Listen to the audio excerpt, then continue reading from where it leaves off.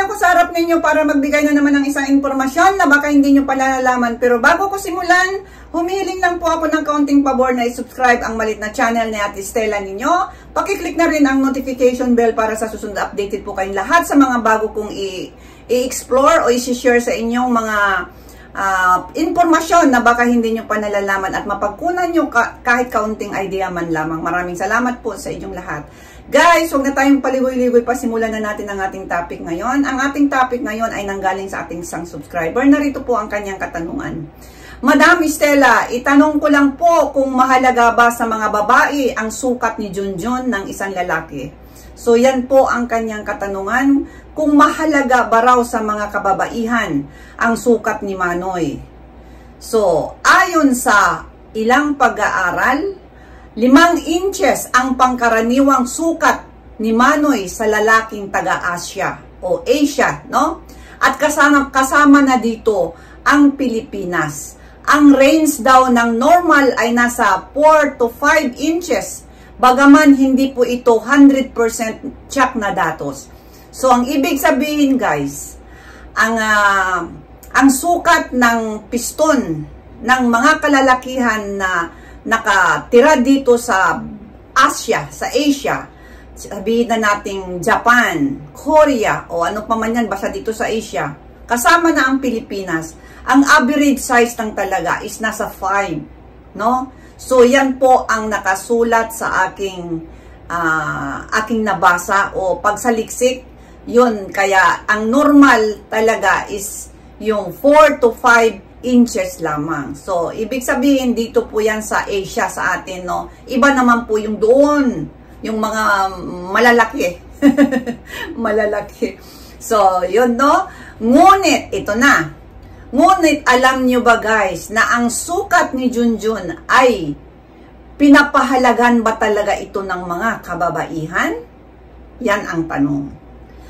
Ayon sa aking mga nakausap na mga ilang kababaihan, hindi mahalaga ang sukat ng ari ng kanilang mga partners. So, ang ibig sabihin, kontento ang mga kababaihan. 10 po yung napagtanungan ko.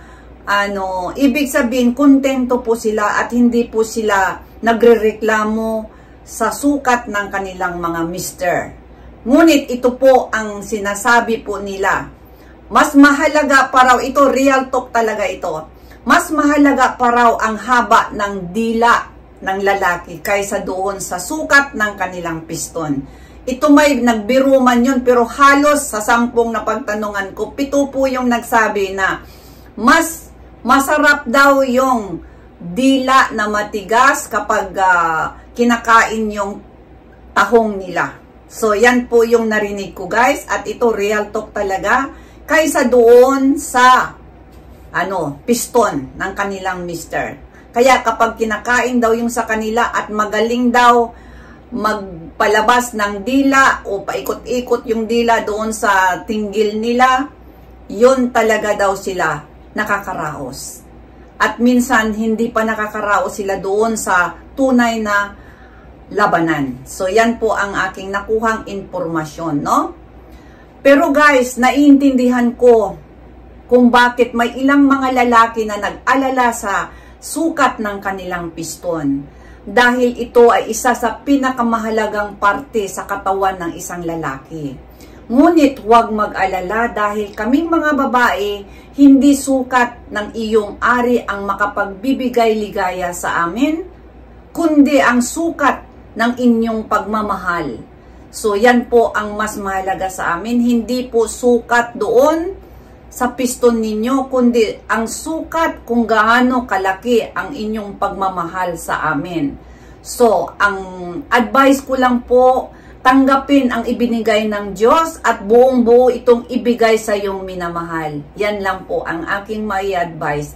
At maraming salamat sa nagtanong at sana nakita mo ang videong ito. Dito ko na lang sinagot ang iyong sinulat doon sa comment section para naman pangkalahatan. Ang ibig sabihin, kaming mga kababaihan ay hindi po dahil hinahanap namin yung sukat ng hinaharap ng isang lalaki, hindi po yan. Siguro kung sabihin natin na mahalaga yan, siguro napakalayo po. Kasi kaming mas mahalaga pa siguro ang pera. Mas mahalaga pa ang pera kaysa dyan. No? So, ibig sabihin, talagang hindi po yan ang prioridad ng mga kababaihan. Siguro kung halimbawa nagkataon na ang kanyang partner ay binayayaan ng malaking kargada, ay laki na po siya yon, no? Pero hindi po kasi natin masabi na lahat ng mga kalalakihan ay merong ganong kalaking sukat. Yun naman siguro kung ipagyabang niya naman ng babaeng yon na malaki ang sukat ng aking hindi naman niya rin yun gagawin no? Kasi nakakahiya naman din yun, yung mga ganyang usapin. Pero, yun na nga ang sinabi ko, hindi ang laki ng sukat, kundi ang sukat ng inyong pagmamahal sa inyong minamahal na mga kababaihan. Yan lang po ang aking may advice. Maraming salamat sa inyong lahat at hanggang sa susunod, huwag po kayong magsawang manonood sa malit na channel ni Ate Estela ninyo. Bye-bye!